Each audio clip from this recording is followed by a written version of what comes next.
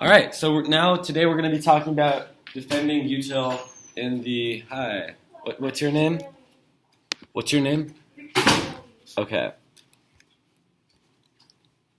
What building were you coming from? Okay, did it seem like other people were coming? What? Did it seem like other people were coming? I'm not sure. I was in the restroom, so. Okay. So today we're going to be talking about defending Util frameworks in the 1AR. So if you are a Util debater, inevitably you will have to deal with the dreaded NCAC strategy. So no theory that you can get an RVI on. It's extremely fair because it's just a neg case, so there's nothing to uplayer and read your own theory shell on, right? There's no layer to kick out of. You just have to answer the NC. You could turn the NC, but oftentimes this is not a totally viable strategy because people construct these NCs so that they can't be turned. So you need to know how to win a framework debate against an extremely well-versed philosophy debater who clearly feels comfortable enough going NCAC. Oftentimes this NC will be Kant, so you need to be familiar with the depths of Kant's argument. You can't answer Kant with Util if you don't understand how Kant works.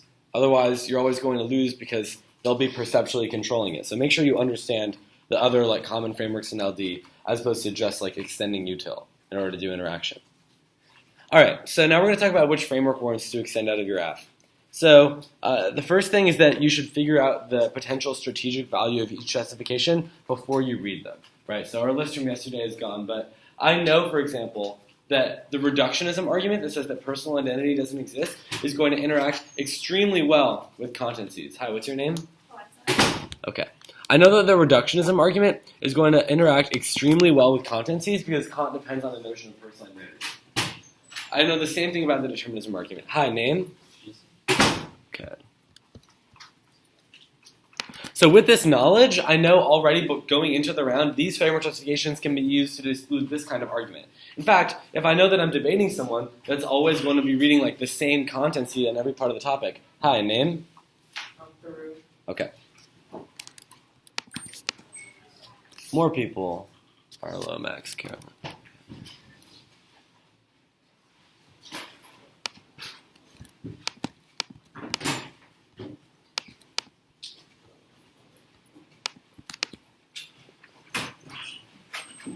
Here everyone is. Okay. What are your names? And Megan. All right, we only started a minute ago, so should be fine. Let's see. All right, great. Now we're only missing 3 people. So I'm assuming we still don't have Sekou, Brian, Cam, Kenya, and yeah, just those 3. Hi, are you Kenya? All right.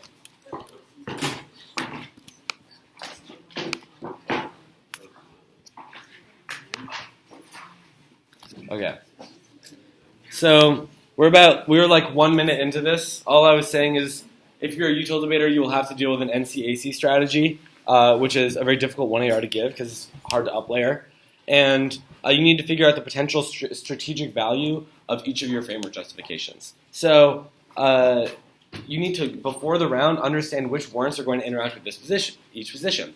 I know that proving that free will doesn't exist is going to interact extremely well with Kant because Kant depends on the notion that we're free and rational people that can make decisions, right? It's not going to interact as well, for example, with any other NC that doesn't rely on free will existing, right? So first, pick justifications in the 1AC based on what's disclosed on your opponent's wiki. Hi, name? What's disclosed on your wiki. But second, once you throw out a bunch of justifications on the 1AC, only pick the ones in the 1AR that are going to interact well with the NC. Okay, so this gets into my second thing. This applies to framework debate in general, but particularly with Util. You should never, ever, ever, ever, ever just be extending a Util justification, and that's it.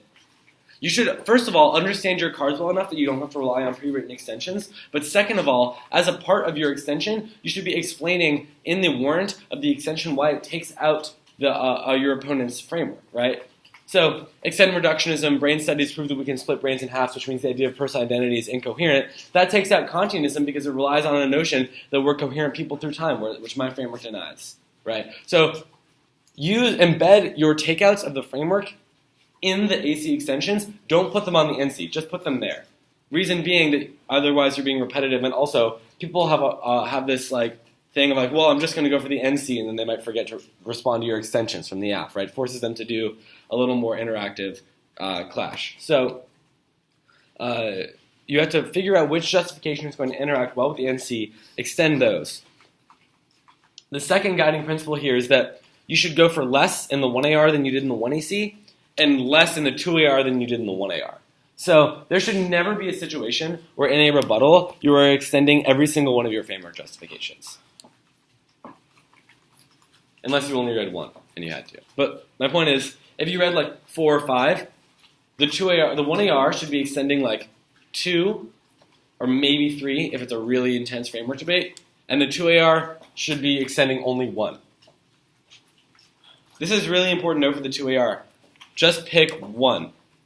People never do this, even when they're told to, because they think, oh, I'm worried I might lose on this one, so I'm going to go for another one just so that I, increase the chances of me winning. But that's not what it does. It decreases the chances of you winning. Because when you go for each one for less time, you're less likely to convince the judge that you're ahead on that debate, and you make your arguments more flippy, and so the judge is less likely to be persuaded by either of them. So you might lose both justifications, where if you had just gone for one for 3 minutes and hammered it home really hard, you would have done a great job. So always go for one justification in the 2AR.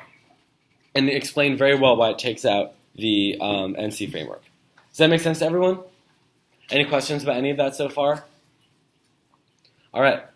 So now we're going to talk about defending your Util framework against what I call the Util blip storm. Who has ever hit the Util blip storm in a debate round? No one? Okay, 2, 3 people. Well, I thought it was a more common strategy. Pretty sure it is. It's basically just when you read a dump of blippy objections to Util, right? So 5 analytic arguments about why Util is wrong, right? You all saw it in the demo round, right? It's Nina read 6 reasons why Util just failed, in addition to line by lining every single one of my framework cards. So these Util dumps are very difficult to deal with. So there are a few ways of trying to get around them.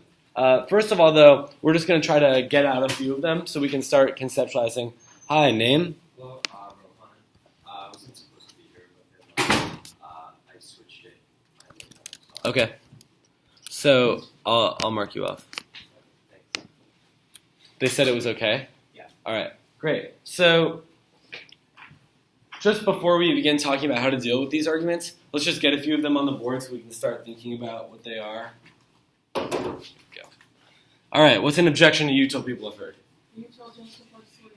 Yeah, okay, good. Justifies atrocities, the most common one. Shout out more. Pleasures are qualitatively different. What was that? Qualitatively one? Pleasures are qualitatively Okay, yeah. different. So, Adoration's not visible. can't wait pleasure. Fix minorities. What? Fix minorities. Is that different from the first one? Oh, well, I guess they could overlap. Okay. Can't aggregate from the What was that? Can't aggregate. Okay. Whoa.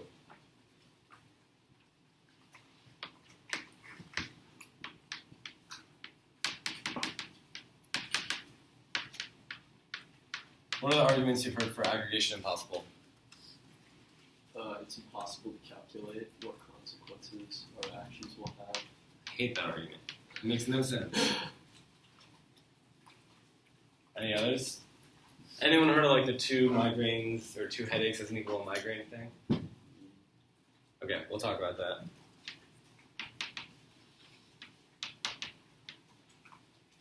More.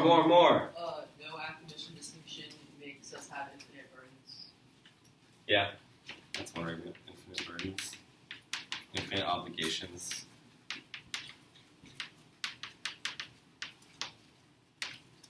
Uncertainty. What is that argument?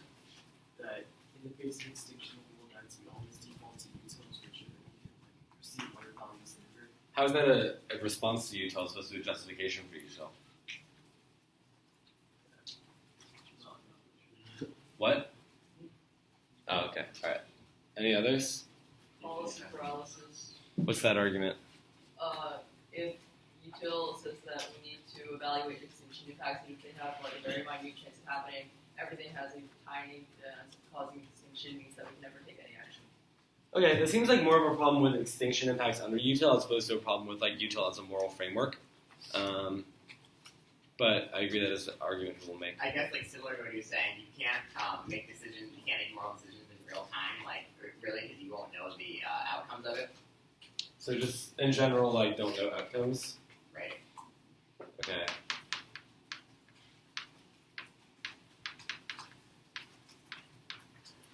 Probably like 7 more. Yeah. This is kind of lame, but governments aren't typically utilitarian. I usually hear the opposite. What's the argument for why governments aren't typically utilitarian? I heard someone say like governments are try to preserve autonomy or something above everything else. It's kind of weird, but They have I've side heard it. constraints. Like bills of rights, stuff like that. They have to Say that again. the Bill of Rights. They have to preserve. Okay, so rights. governments have side constraints. Seems to me that they have these side constraints for the purposes of maximizing utility, but we can get to that. Okay.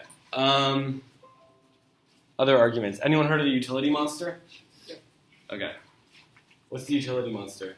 Utility monster is the idea that there could be one person who gets so much pleasure out of torturing the entire world that it outweighs the pain of the torture. Yeah, so it'd lead to this kind of strange conclusion where usually would say that it is morally right for this one monster hypothetically to get a ton of pleasure. Okay, yeah. More. Infinite universes? Anyone heard of this argument? Bostrom? Yeah, you've heard of it? Yeah. So Bostrom says that if there is a hypothetical infinite universe and we have finite amounts of pleasure and pain, then it doesn't matter because infinity minus a finite amount is still infinity. Yeah. All right. So let's talk about all these. First of all, I'm just going to briefly describe all these arguments. Stop me at any point if you'd like me to elaborate a little bit more on them. But the point is we just want to get the basic gist of what they say before we can talk about how to respond to them. Util justifies atrocities. There's nothing intrinsic underneath util that would say that things like slavery and torture are wrong, right? It's only bad because it causes lots of pain. You could conceive of a situation underneath util in which slavery or torture could be justified on the basis of it producing more pleasure for society over pain, right? There's nothing inherent about util that's going to stop that. Whereas another framework like Kant is going to say slavery is always wrong. Okay, can't weigh pleasure. Some types of pleasure are qualitatively different. You can't weigh the amount of pleasure you get from eating an ice cream cone to a pleasure from your friendship because they just can't be weighed against each other. Aggregation impossible. Can't calculate. A couple versions of this argument. One says that there are infinite consequences for any given action. For example, when I take an action that causes another consequence in turn, on and on to infinity. If it goes on to infinity, then how can we do util calculation? Because adding or subtracting a finite quantity from infinity is not going to change the infinite quantity, right? So it's impossible to weigh because there's already an infinite amount of pain and an infinite amount of pleasure that your action will cause, according to this argument. It's a very poor argument if you don't understand it because it doesn't make sense. Okay, the migraine problem. This is a reason for why pain and pleasure aren't aggregative. So the argument is that if you technically add up the amount of pain from 2 headaches, it wouldn't equal a migraine, even though we consider a migraine to be twice as painful as a headache. So the argument basically says that pain is not relative to pain is something that is bad for each person, but it is not bad collectively as an aggregate, right? The sum of 2 headaches is not as bad as 1 migraine for 1 person.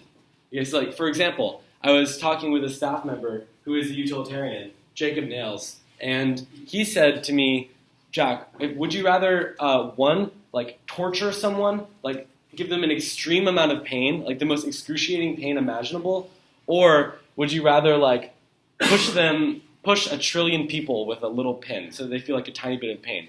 And I was obviously I'd rather push a trillion people with a pin. And he said that he would rather do the torturing just because if you aggregate all of the push pins, it's inevitably going to be a larger amount of pain than if you just torture the one person. Who here agrees with him? 1? Okay, so 1 person in this room agrees with him. So clearly our intuition is that pain is not aggregative, right? Because technically, if you aggregate the amount of pain from the push pins, it's going to outweigh. But we still wouldn't choose that over torturing the one person. Torture seems worse. So that's a version of this argument that seeks to demonstrate that, like, the pain, the collective pain of pushing everyone with a pin isn't really that bad as even just doing, like, extreme pain to one person. So that's the thrust behind this argument. Okay, the don't know outcomes argument, I guess, would just generally say something like, we can't predict the future because it's the future. What are we, psychics? Okay, infinite obligations just says that util would entail that we're constantly doing things to help other people. Like, no breaks, we're just always working in order to, like, maximize utility. Governments use it as a side constraint, just says that governments empirically use deontological rules, I guess, like the Bill of Rights. Utility monster already explained. The infinite universes argument says that, according to science, there's an infinite amount of universes. If there's an infinite amount of universes, then there's already infinite pain and infinite pleasure. So even if I were to, like, push Rishab with a pin and cause him slightly more pain, that would just be adding a finite quantity to an infinite quantity, but there would still be an infinite amount of pain in the world. So you can never change an infinite quantity. Does that make sense? If the universe is infinite, there's infinite pain. If there's infinite pain, we can't cause any more. Yeah. But isn't there also like a kind of second facet of infinite universe, which is just like if all actions have already happened or taken place in the infinite universe, then then basically all actions have equal weight. So there's no reason why we should do the half. Well, why does the fact that all actions have already taken place mean all actions have equal weight? Because they all garner an equal amount of pain or pleasure. Sure. Yeah. So there's two. You could construct the argument in two ways. It could be one, can't change an infinite value, or two, every action has equal pain and equal pleasure. So every action would have like a net zero outcome. So yeah, those are two ways of constructing the argument. So we're going to go through these and talk about some possible responses in a second. But Wait, can you explain the aggregation impossibility? Aggregation impossible? Yeah. Which one? Because there were three underneath here. We can't calculate. Yeah, this argument says, okay, so this argument is not good, but it says that every time you take an action, that action has a set of consequences, right? But those consequences in turn are going to cause a set of consequences, right? Like, if I, punch someone, then that's going to cause a set of consequences of their pain, but then that's going to cause more sets of consequences because they're going to have to, like, skip lab and just, like, rest in their room. That causes, it's like the butterfly effect almost, right? The argument says because every consequence causes other consequences to basically infinity, it's almost like the Bostrom infinite universes argument. There's already going to be an infinite amount of consequences that your action causes. So if your action causes an infinite amount of consequences, then it's going to cause an equal amount of pain and an equal amount of pleasure. So lots of problems with that argument. So we're going to go about responding to each of these in a second, but I'm going to give some like general tips for. Sorry, is Collins Morgan in this room? No. Okay.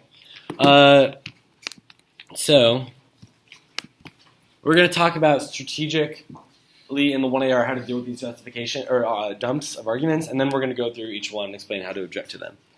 All right. So the first thing is that it's strategic to put like catch-all preempts to util indites in the AC underneath one of your framework cards. So I can think of a couple ways to do this. First is that, like, if you're reading like a governments must use util card, you can just put like a subpoint underneath it that says empirically governments do use util, which means all calculation indites fail to take into account for the fact that util works fine in the status quo, right? Like policymakers can make utilitarian decisions. So it's almost like an empirically denied argument to aggregation impossible. Like aggregation empirically possible. A second argument would be like underneath Sinababu, or any argument about why like util or like pain's badness and pleasure's goodness are like really intuitive to us. You could put an argument that was like, even if util is unintuitive in certain cases, for example, this case, in this case, like it conflicts with our intuitions, it is still like net more consistent with our intuitions because it's like consistent with our most primary intuition, which is that pain is bad and pleasure is good.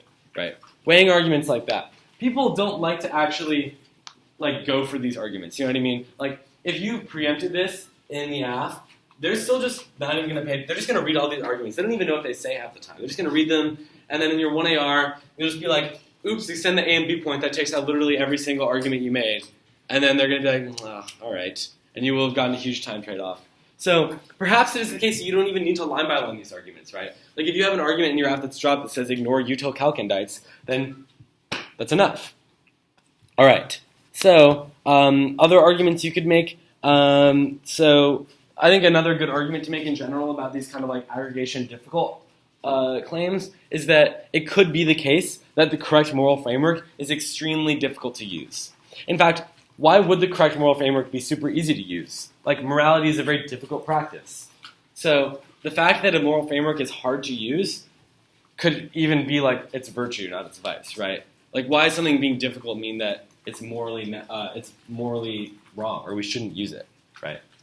So that's one problem with it. The second problem is that just because util calculation is hard doesn't mean that another theory is true, right? No one would ever be like, well, utilitarianism is true, but it's so hard to calculate all these consequences, I guess deontology is now true, right? That's not a logical order, right?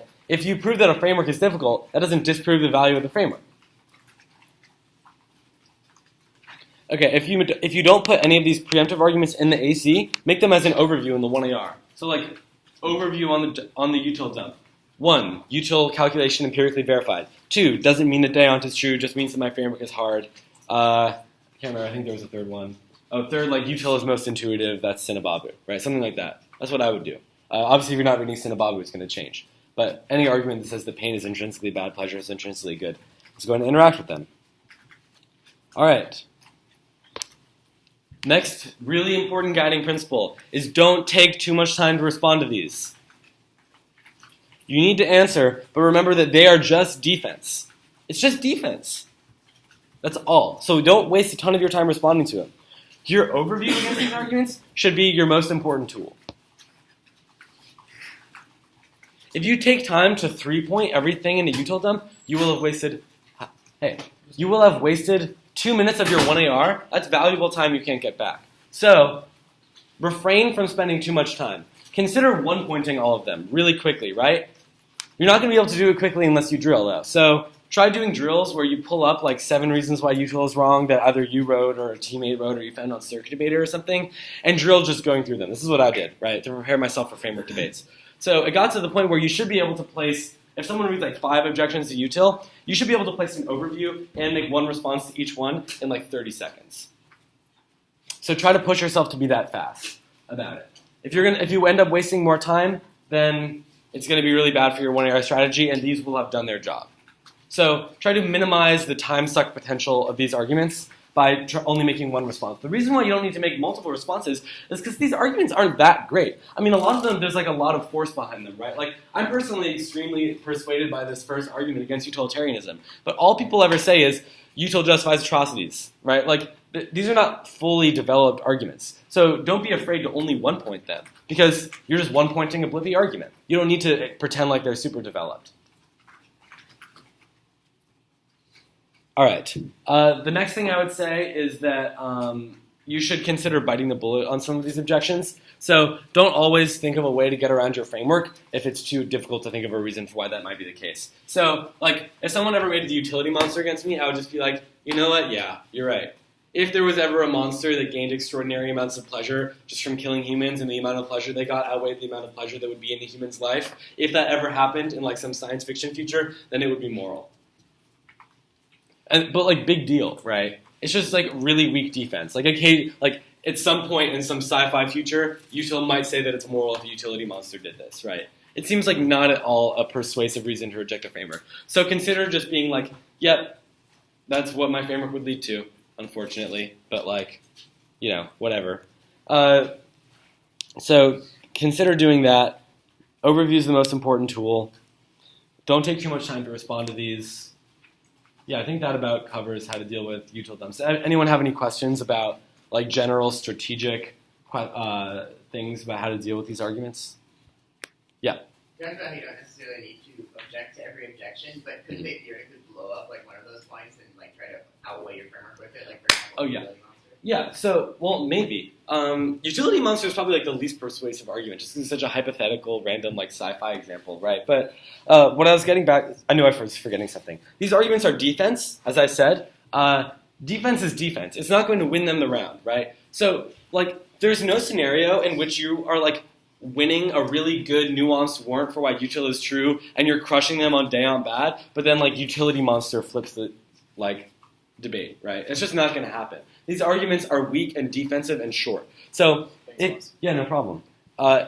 These arguments are very weak and short. So, they're just one sentence. So it's very unlikely it's going to tip a judge automatically to the other side, especially when you have overview arguments that are basically already responding to all of them, right? But it's also important to keep in mind that when you're doing framework debates, you all have to prioritize truth over tech. This is extremely counterintuitive to people because they're like, what? It's debate. We're doing tech over truth. But no, in framework debate, you do truth over tech. The reason being that drops are inevitable.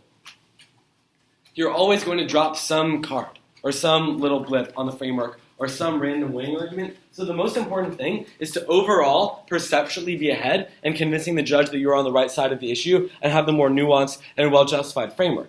Inevitably, once you drop an argument or two, it's not going to matter in these cases because you're overall convincing the story. The judge is going to want to vote for you, right? So you want to get to the position where you're explaining util so well in the 2AR that the judge is not going to want to vote on utility monster.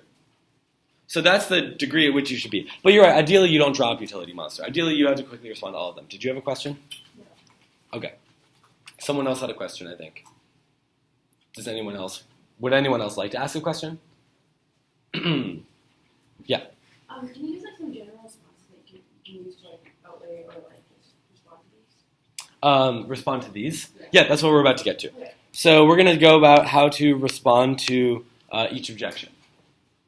All right, so the first one about why it justifies atrocities or hurts minorities. So you only really have one out in response to this. Like, it is just true that util is not going to establish a categorical prohibition on things like slavery and torture. There's no way of getting around it. Because it's all about pain and pleasure, it just depends on the numbers, right? So if there were to be a situation in which torturing someone would increase happiness, right? Like, you're with 9 other people that all get a ton of happiness from torturing one person, and that person didn't get as much pain as you got happiness, util would say it's moral.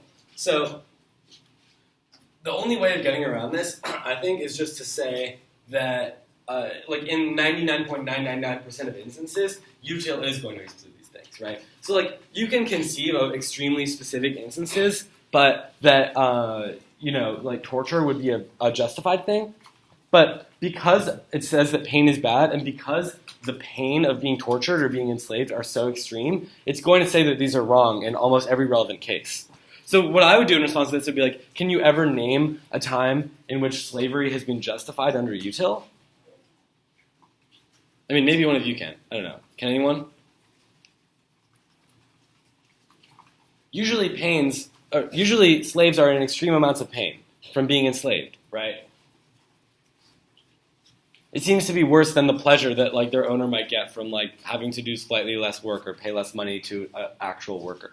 So in most situations, util is going to be enough to solve for this argument. I think that's probably enough to deal with this objection, at least in the debate setting.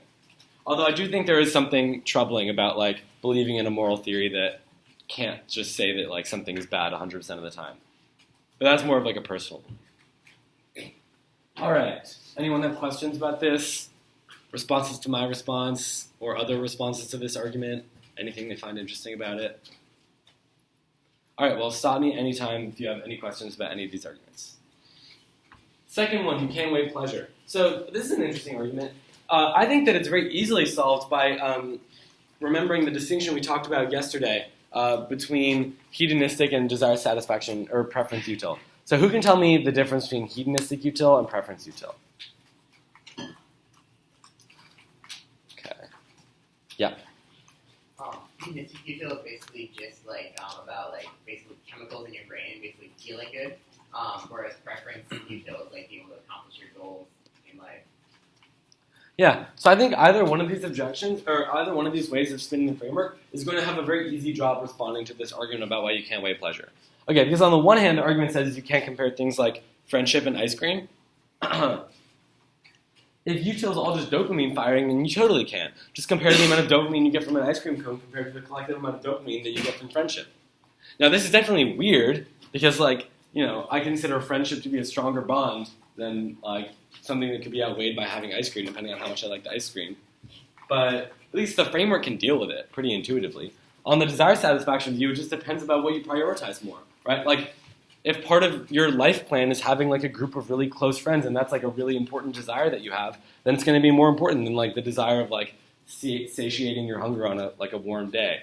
On the other hand, if you're, like, an ice cream critic that wants to spend their entire life eating ice cream cones, then the pleasure you might get out, and you just hate other people, you're like a misanthrope that loves ice cream, then maybe eating ice cream is going to give you more pleasure than friendship. Anyway, the point is that the framework has ways of dealing with this.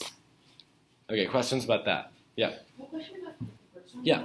Wait, you're just saying that Util, like, can you, like, name a place where, like, Util slavery was justified, wasn't it? Like, what do you mean by that? Well, so it's not that, like, the argument is just saying that the justifies atrocities argument says that Util can't establish a categorical prohibition on slavery because Util says it just depends how much pain and how much pleasure there is, right? So your argument is that, yes, Util can never establish a categorical prohibition on it, but in 99.999% of cases, the pain is going to outweigh the pleasure.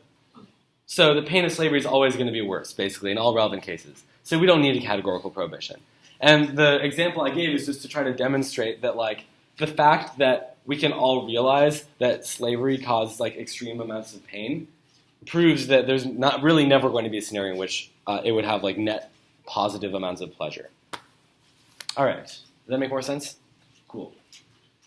Aggregation impossible. So the first argument was, like, you can't calculate because of infinite consequences to your actions. Okay, my first, like, objection to this, well, let's open this up. Does anyone have any thoughts about this argument? Objections to it? Or do we all think it's true? We must think something about it. Just get something out there, like a working argument, just like an initial thought. Okay, raise your hand if you're persuaded by this argument. No one's raising their hand! You're all debaters! They can't calculate because of infinite consequences. It's true. Yeah. I mean, you could calculate based on, like, past examples. Like, if you're considering a policy that, like, affects race relations with the past policy. But those past examples are still ending up with infinite consequences, according to the argument. The consequences are still settling themselves, and it's always going to be to infinity. So every past example, according to this argument, will tell you that your action will have an exactly net zero outcome on utility, according to the argument. But I agree in general, yeah. Util only cares about the immediate consequence? Or, like, what would happen? But why is that the case? Why wouldn't Util care about, like, a long-term effect of your problem? That's a good question. Okay. True. Yes, it's the only way to I think you could probably weigh Util in the long term. Like, imagine if I, like, lay a bomb underneath someone's car that sets off in 90 years, and, like, it doesn't go off until they're, like, a really old man, but it does, and it kills them. It's, like, a very long-term pain that my action has caused. But I would still call my action immoral under Util. Well, but I feel like that's still, like, a direct consequence, I guess, rather than an immediate consequence of your action. Okay, so what you mean by immediate is not, like, a temporal thing necessarily, but rather, like, how close is it to the action in terms of, like, the chain of events. So my question is, again, why don't you care about the indirect consequences of your action? Like, if you kill someone that killed someone that killed someone that killed someone that would have saved, like, 1,000 lives, it seems to me that Util would say that you're still responsible for that. Because it's a net amount of pain that you've caused, or a net amount of pleasure you've decreased. All right, well, none of these arguments aren't worth making. These are, like, good arguments. But I think we can make them slightly more precise when responding to the can't calculate argument. So one of the first things I would say is that it is just not the case that every action has infinite consequences. I don't think, right? Like, I don't think every action has goes on and on to infinity, right? Like, I just think at a certain point, you can, like, witness the consequences cease to exist, almost like dropping, like a pebble in a pond, right? You see the ripples end. So it could be that like the pebble has to sink to the bottom of the pond, but then it'll like eventually just settle, right? Things like that. So it could be the case that at a certain point our actions don't keep going to infinity. Second problem with it is that the whole point of utilitarianism is to maximize utility, right? So if we were to get stuck in the paradigm of this problem, we wouldn't be able to maximize utility because we would always just be frozen. We'd be paralyzed, right? So it might be that in order to maximize utility, we just need to establish cutoff points. This is kind of what you were getting at with it, like the immediacy thing, right? Like we need to say at a certain point, these are the only consequences that we care about. Like within this time frame, this level of directness. The reason being that if we attempt to even calculate further than that, we're inevitably going to fail. So what this argument might prove is that true 100% like correct utilitarian calculus is impossible, but we can still make like rough estimates, right? Like even though I know an action will have infinite consequences, I can still foresee that punching someone in the nose will cause them pain, which is the reason why all of these arguments I think are silly, at least I don't think this one is that silly, but at least these two arguments are silly, because empirically we just like do know what causes pain and pleasure to us, and we can make utilitarian decisions. If I'm deciding whether or not to buy a sandwich or a salad, and I think about the utility it will bring to me, I can make a decision. I don't sit there being like, there's infinite consequences. What do I do? I just pick. So like these arguments just fly in the face of how like normal everyday decisions work. So don't get intimidated by these arguments because they're just ridiculous, in my opinion. All right. So establish a cutoff point. Like, after like 10 years, we say like we're only going to evaluate the consequences of this action in the first 10 years. Or if it's large public policy, longer than that. Just establish some parameters. Okay. The migraine argument. So first of all, you can just bite the bullet in the way that like Jacob Nails would and say like, no, pain is aggregative. Like push pinning a trillion people is like the worst thing ever, right? It doesn't seem like a huge problem. I think this argument is like designed to show that utilitarianism and aggregation are unintuitive. But I'm not sure the way people articulate it's like a particularly devastating objection to the framework. And the second thing you could say is that there's no impact in context, right? Like even if it's difficult to like consider different things like pleasure and pain and aggregate them, like extinction impacts are always going to be relevant, right? Like it seems intuitive. Like no one can get their own pleasure, even if we can't aggregate pleasure, if we're all dead. So it seemed to me that extinction is still a bad thing. All right. The infinite obligations problem, it seems to me this is like a good thing. Like if util is always like, here are ways you can be moral, then that might be an advantage of the framework, right? And also like, why is it the case that a moral framework should be like super not demanding, right? Like I think morality is really demanding. It probably says that you should donate to charity like a lot more than people actually do, right? So I think this argument demonstrates that util is extremely demanding of people, but not that that's a bad thing. Okay, this argument, I'm not sure I fully understand the thrust behind it, but if it's just saying that governments have side constraints, like deontological side constraints, you can say, one, just because governments do have that doesn't mean they ought to have that, right? Like under a pure utilitarian government, we wouldn't need those things. And second of all, it may be the case that the only reason those governments have the side constraints is not because they're like particularly read in deontological theories, but because they just thought that it would be good for happiness. Like, we should create a free speech rule. It's on net going to be like better for our country, right? They weren't talking about like inviolable rights. Utility monster, we already considered talking about biting the bullet. The infinite universes argument. So this argument is like very difficult to pin down exactly why it's wrong. But it seems intuitively wrong, right? For the same reason that those two arguments are wrong, is that we empirically do make good utilitarian decisions, right? So I feel like oftentimes any of these arguments that are like some weird math thing is going to show us that util calc doesn't work are like not very persuasive. So I'm like not personally persuaded of this argument, but I don't know exactly how to respond to it. One way is I just like cut a card that said the universe isn't infinite. This is like a scientific debate you can have. So if you're interested in astrophysics, go figure and cut that card. Or cut it anyway because you just want to be able to respond to the objection. And then the second thing you could say is almost like a similar argument for this, that we should just restrain util calculation for the point of utility to like this Earth. You know what I mean? Like the effects on just this planet. Or maybe if you have a government argument, like an actor specificity argument, you can be like, policymakers are only concerned with the constituents of their country. So we don't care about people in different universes or in other ends of the same universe. Yep. Can you also say that like there's no way to like verify that they're in universes? So like we have to go by util count, just like the universes that there are. Yeah, I think that's also a really strong argument. Like, this is just defense. It was like, well, there might be an infinite. The universe might be infinite, in which case there would be infinite pleasure. But even if the universe might be infinite, like, you should still take the action on the risk that the universe isn't infinite, right?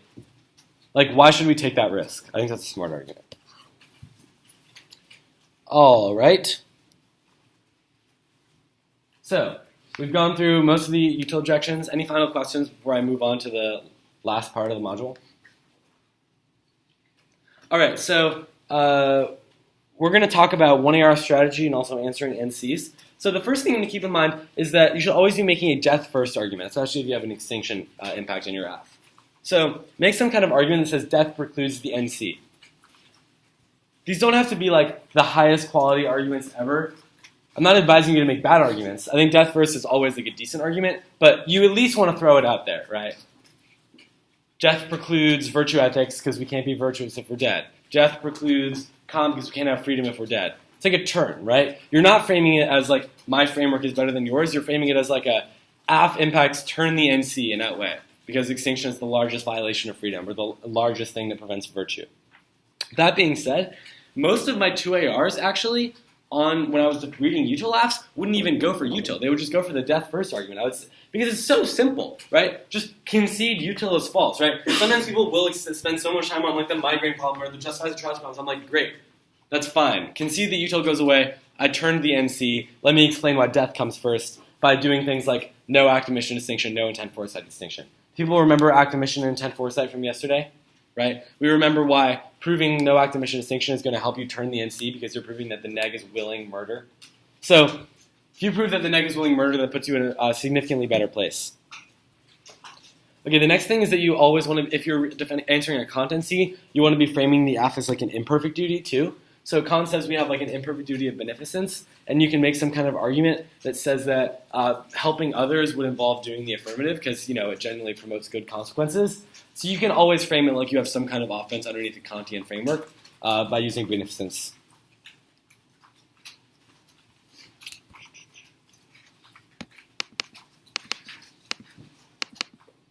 All right.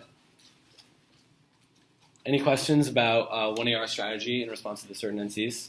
Yeah. What was the second one? Oh, yeah. So in terms of dealing with a Kant NC, one argument you can make is that Kant says we have an imperfect duty of beneficence, which just says we have to help other people. So it could be that the AF would be an imperfect duty underneath Kant because the AF helps people. That's how you want to frame it. Other responses you can make, I'm not going to go into like general Kant answers, but remember the Comiskey card we talked about yesterday? Yep. So Comiskey is a Kantian consequentialist, so he believes that Kantianism devolves to consequentialism. So you can cut cards from him that say that in order to respect all people's dignity, we have to treat them equally, which would involve aggregating. That's a reason for why Kant would devolve to util. That's probably your best bet for an argument. What I would do is I would go through all of the major frameworks, like Kant, virtue ethics, Raw, whatever, and just think of reasons for why either their framework would devolve to util, or why util is like a better version of their framework, or util accounts for something that they can't account for, right? Highly recommend that. So you should have a util framework file where you not only have all of your util justifications and your responses to all of these arguments, but also your interaction with common NCs. So, it's a Kant NC. Let me pull up my Kant util interaction, and then you can read like some cards and a couple analytics. Yeah. So on the Kant util interaction, you said you can link under like basically imperfect duty to like. Can you explain that again? Yeah. So I don't want to go too in depth into Kant, but Kant says that we have perfect duties and imperfect duties, right? Both of them establish obligations on us. Perfect duties are stronger, imperfect duties are weaker. For example, Kant says like if you had to choose between murdering someone and helping others, you should always. If you had to murder someone to help others, you shouldn't do the murder, right? But on the other hand, if you still have the choice between doing nothing and helping others, you should still help others. Imperfect duties obligate us at least a little bit. So your argument can be that the imperfect duty of beneficence, which guides us to help others, is like util, right? Like we should help other people through the AF plan text, and then that's going to generate some kind of obligation under Kantianism. according to that argument. And then you also want to make things like the Comiskey argument. The other thing, in terms of these arguments, is I would consider making like non-unique arguments, right? Like make non-unique arguments that say your framework also bites into it. For example, make arguments for why calculation underneath their framework is difficult, right? Or why it's hard to weigh underneath their framework. Or as to why governments don't use their framework. Or things like that. Or just weird counterexamples, right? So don't let them framing it as like them just throwing a bunch of problems with util out there. You also want to be saying that these are problems that every framework is going to have. Okay, so in summation, overviews, don't worry if you drop one, this is defense. You want to be perceptually ahead. Make sure that you pick justifications that are strategic in the 1AR. Always go for less. Have a file in which you compare all of the common util frameworks with other neg frameworks. And consider going for depth first just as a turn to the NC. That's it. Broad strokes what we covered today. Does anyone have any specific questions about any of that before we do the Kahoot?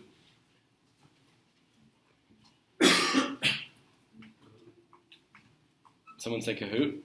All right, we want the Kahoot. All right, bye, photo booth people. I didn't tell you all that you were being recorded, but